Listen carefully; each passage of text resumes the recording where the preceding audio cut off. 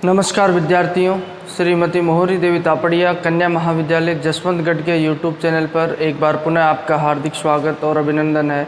मैं प्रवक्ता चंद्र प्रकाश गुर्जर। आज की क्लास हमारी बीए प्रथम वर्ष के छात्रों हेतु इतिहास विषय की होगी। इतिहास विषय के दौरान जो निरंतर बात की जाए शक शासकों के पश्चात शासन करने वाले शक क्षत्रपों के बारे में हम पढ़ रहे हैं, यानी कि उनके जो सूबेदार होते हैं, जो प्रांत के अधिकारी होते हैं, उनके द्वारा जो शासन किया जाता है। जब शक सत्ता कमज़ोर हो जाती है तो उसके पश्चात इन्हीं के द्वारा जो भारत के विभिन्न क्षेत्रों में क्या किया जाता है, शासन किया जाता है, जिसके तहत उत्तरी भारत के शक क्षत्रपों के बारे में पढ़ा हमने। पश्चिम भारत के शक क्षत्रपों के बारे में पढ़ रहे हैं। ये पश्चिम भारत में दो वंश के क्षत्रपों के द्वारा क्या किया जाता है, शासन किया जाता है, जिसके तहत हमने क्षयरात वंश में पढ़ा, वहाँ भूमक और नहपान के द्वारा शासन किया जाता है। उसके पश्चात दूसरा जो चस्टान वंश होता है, जिसे काठियावाड़ वंश भी कहा जाता है। ठीक है, तो क्योंकि काठियावाड़ मालवा के क्षेत्र में इनका अधिकार होता है, इसलिए काठियावाड़ मालवा जो वंश भी इसे कहा जाता है। उसके तहत हमने कल बात की थी, जो इस वंश का संस्थापक कौन होता है, जो बात की जाए चष्टन होता है, और इसी के नाम पे ये चष्टन वंश कहलाता है। चष्टन के द्वारा इस वंश की स्थापना की जाती है, और अभिलेखों और मुद्राओं के माध्यम से हमें चष्टन के बारे में क्या मिलती है, जानकारी मिलती है। चष्टन के द्वारा कई सातवाहन वंश के जो उत्तराधिकारियों को जो पराजित करके उसके पश्चात उन क्षेत्रों पर अपना अधिकार किया, और जो उसके द्वारा क्या किया जाता है, शक क्षत्रप साम्राज्य का विस्तार किया जाता है। चष्टन के बाद चष्टन इस वंश का प्रतापी शासक होता है। अगर बात की जाए तो ये रुद्रदामन फर्स्ट है। कौन है ये? रुद्रदामन फर्स्ट है। इसका जो दादा होता है वह कौन होता है? चष्टन होता है। इसी के द्वारा इस वंश की स्थापना की जाती है। इसी के नाम पे ये वंश चष्टन वंश कहलाता है। ठीक है, तो चष्टन के पश्चात हमने देखा, चष्टन के साथ साथ अगर बात की जाए तो जयदामन के द्वारा जो शासन किया जाए। चष्टन का पुत्र कौन होता है? जयदामन। ये इसका पुत्र होता है। ठीक है, इसके द्वारा अपने पिता के साथ साथ जो शासन कार्यों में अपनी जो बात की जाए सहयोग किया जाता है चष्टन का, और इससे क्षत्रप की उपाधि धारण की जाती है। क्षत्रप, ठीक है, तो ये क्षत्रप की उपाधि धारण करता है। लेकिन हम देखते हैं कि शक शासक जो है महाक्षत्रप की उपाधि उनके द्वारा धारण की जाती है। इन क्षत्रपों के द्वारा कोई शासक होता था, तो हमने देखा पीछे की क्लास में संभवतः इसके द्वारा अपने पिता के साथ शासन किया गया, और इसकी जो पिता के शासक रहते हुए क्या हो जाती है, मृत्यु हो जाती है। उसके पश्चात जो अगला शासक होता है चष्टन की मृत्यु के पश्चात, ये जयदामन का लड़का होता है। कौन?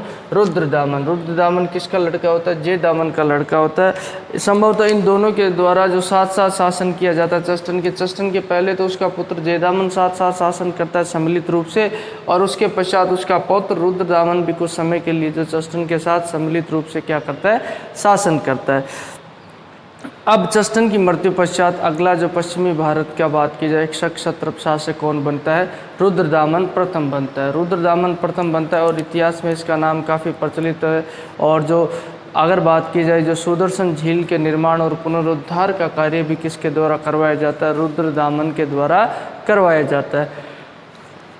अब बात की जाए तो जूनागढ़ अभिलेख, जो गुजरात का अभिलेख है, जूनागढ़ में जो अशोक का अभिलेख भी हमें मिलता है। अशोक के अभिलेख में ही जो इसके द्वारा जो सुदर्शन झील के निर्माण, जो उसके पुनरुद्धार को लेकर जो बातें लिखी गई है, और उसी जो अभिलेख पे अपने को बात के अभिलेख शिलालेख बोले तो बड़े से पत्थर पे जो बात की जाए, बड़े से पत्थर पे जो अक्सर खुदाई किए गए हैं उन्हें अभिलेख कहा जाता है।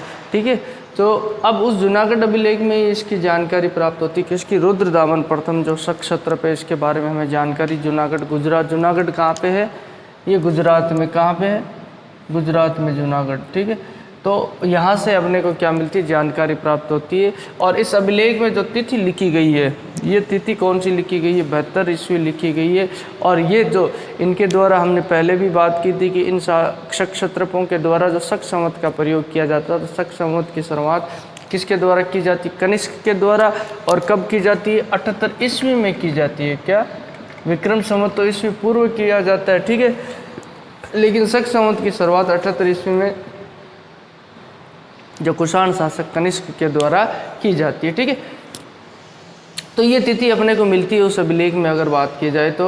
और इसके अनुसार बात की जाए, स्थिति के अनुसार भाई जब तक इसका लेख जिस तिथि को अंकित मिलता है कि लगभग उस समय तक तो इसके द्वारा क्या किया जाता है, शासन किया जाता है।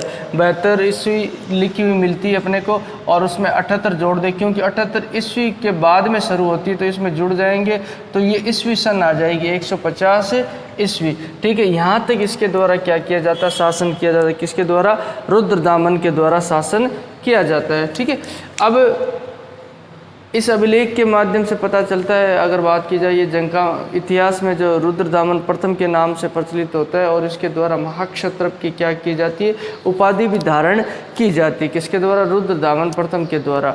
और इसमें लिखा गया है कि जनता के द्वारा जो इसको अपना संरक्षक चुना जाता है। मूलतः अगर बात की जाए संभवतः इतिहासकारों के द्वारा ये अनुमान लगाया जाता है कि जब इसके पिता जयदामन की मृत्यु हो जाती है, जब अगले उत्तराधिकारी की बात आती है, जब चष्टन के द्वारा जो अपना उत्तराधिकारी अपने पौत्र रुद्रदामन प्रथम को चुना जाता है तो आम जनता के द्वारा भी सहमति प्रकट कर दी जाती है, जनता का विरोध नहीं किया जाता। इसीलिए इस अभिलेख में ये बात देखने को मिलती है कि प्रजा द्वारा इसे अपना संरक्षक चुना गया, ये बात कही जाती है। ठीक है, तो ये इसके बारे में जो जूनागढ़ अभिलेख में हमें जानकारी मिलती है। और इसके अलावा हम बात करेंगे जूनागढ़ अभिलेख में इसके साम्राज्य के बारे में, राज्य के विस्तार के बारे में, राज्य विस्तार के बारे में जानकारी मिलती, कौन कौन से क्षेत्रों पे इसके द्वारा अधिकार किया गया और कौन कौन से क्षेत्र इसके राज्य में सम्मिलित थे, जो हमें जूनागढ़ अभिलेख में पता चलता है। अगर बात की जाए अपर, आकर तथा अवधि, देखते हैं कौन कौन से क्षेत्र इसके राज्य में सम्मिलित थे साम्राज्य में,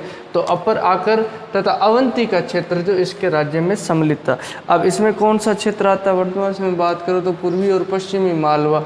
मालवा कौन सा हो गया? एमपी वाला हो गया। इसे तो मालवा कहते हैं। पहले अकाल वगैरह होता था तब लोग क्या किधर चले जाते थे? बोले मालवा की तरफ चले जाते थे अपने पशुधन को लेकर। तो ये मध्य प्रदेश का जो क्षेत्र है उसे मालवा कहा जाता है। ठीक है, उसके अलावा एक हमें अभिलेख में लिखा हुआ मिलता है अनुपनिभूत। अनुपनिभूत है, ये मंदाता प्रदेश है।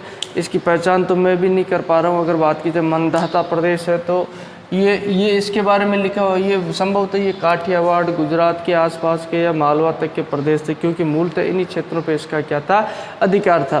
ठीक है, आनर्त क्षेत्र का उल्लेख मिलता है इसके राज्य में सम्मिलित है, यानी द्वारका के आसपास का क्षेत्र। द्वारका का है गुजरात में। ठीक है, और फिर सौराष्ट्र का उल्लेख मिलता है। सौराष्ट्र में अगर बात की जाए तो जूनागढ़ के आसपास का, जूनागढ़ का है गुजरात में, तो वहीं गुजरात क्षेत्र में इनका क्या होता है? अधिकार होता है।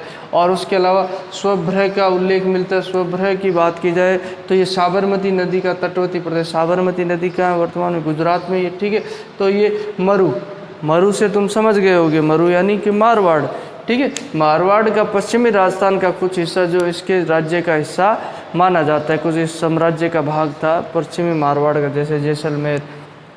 पश्चिमी राजस्थान में क्या क्या आते हैं? जैसलमेर, बाड़मेर है, जोधपुर, बीकानेर, ये क्षेत्र आते हैं। तो इन क्षेत्रों तक अगर बात की जाए, कुछ क्षेत्रों पे इसका जो अधिकार था किसका? रुद्रदामन प्रथम। और कच्छ का रण कहाँ पे? गुजरात में, वो आ गया। सिंध सोवीर अगर बात की जाए, जो सिंधु नदी है, सिंधु नदी का तटवर्ती प्रदेश है जो सिंध सोवीर कहलाता था। ठीक है, और कुक्कुर प्रदेश पे भी इसका अधिकार था। कुक्कुर बोले तो सिंधु नदी और परियात्र पर्वत के मध्य का जो क्षेत्र, यानी सिंधु नदी के आसपास का क्षेत्र ये था, इसमें इसका अधिकार था। और अपरांत बोले तो उत्तरी कोंकण और बालाघाट की बात की जाए तो ये दक्षिण भारत के क्षेत्र हैं, तो उन क्षेत्रों पे भी इसका अधिकार था। बात की जाए तो उसके अलावा निषाद, जो सरस्वती और पश्चिमी विंध्य का प्रदेश, इनके मध्य का क्षेत्र था, उसे निषाद कहा जाता। उस क्षेत्र पे इसका क्या था? अधिकार था। तो इस तरीके से बात की जाए, जो रुद्रदामन प्रथम के द्वारा जो सातवान शासक है, जो उनके उत्तराधिकारियों को पराजित करके उन क्षेत्रों पर अधिकार किया जाता है। मूलतः कहा जाता है कि इसने दक्षिणापति को 2 बार पराजित किया, लेकिन अपना निकट संबंधी होने के कारण उसे छोड़ दिया, मारा नहीं। हमने वैवाहिक संबंधों के बारे में जिक्र किया था। गौतमीपुत्र सातकर्णी की मृत्यु के पश्चात संभव वाशिष्ठी पुत्र पुलुमावी, कौन? वाशिष्ठी पुत्र पुलुमावी को इसके द्वारा पराजित किया होगा। लेकिन वाशिष्ठी पुत्र पुलुमावी का विवाह जो इनके कुल में किया गया था। तो इसी वजह से इसके द्वारा कहा जाता है निकट संबंधी होने के कारण उसे जो छोड़ दिया जाता है। ये जो जूनागढ़ अभिलेख में इसके द्वारा ये बात लिखवाई जाती है, ठीक है।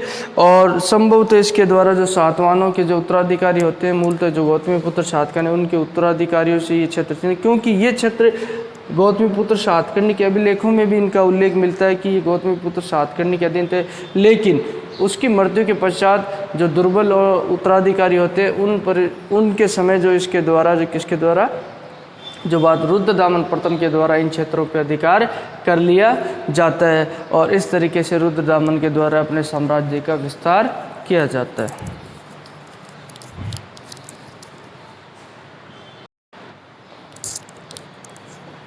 तो विद्यार्थियों, आज की क्लास में अगर बात की जाए तो हमने बात की है जो शक क्षत्रप शासक होते हैं रुद्रदामन प्रथम के बारे में। रुद्रदामन प्रथम शक क्षत्रप होता है जिसके द्वारा पश्चिमी भारत में जो शासन किया जाता है, जिसके तहत काठियावाड़ और गुजरात के क्षेत्र में और मालवा के क्षेत्र में उसके द्वारा क्या किया जाता है, जो शासन किया जाता है, जिसकी जानकारी हमें प्राप्त होती है मुख्यतः इसके स्रोतों की अगर बात की जाए तो जो जूनागढ़ का अभिलेख है, जूनागढ़ का अभिलेख जिस पे सम्राट अशोक का भी अभिलेख खुदा हुआ है, उसी के नीचे इसके द्वारा जो अपना अभिलेख खुदवाया गया, जिससे हमें इसके साम्राज्य के बारे में और इसकी जो शासन तिथि के बारे में थोड़ी बहुत जानकारी होती है। उस अभिलेख की बात की जाए तो उस अभिलेख में जो 72 ईस्वी अंकित है वह शक संवत से संबंधित है। तो इसके अनुसार ये लगभग 150 ईस्वी की बात है। उस समय उसके द्वारा संभवतः उस समय तक उसके द्वारा क्या किया जाता है, शासन किया जाता है, ठीक है। और उसके द्वारा महाक्षत्रप की उपाधि धारण की जाती है, क्योंकि शक शासकों के द्वारा महाक्षत्रप की जिस तरीके से उपाधि सम्राट की तरह से उपाधि उनके द्वारा धारण की जाती थी।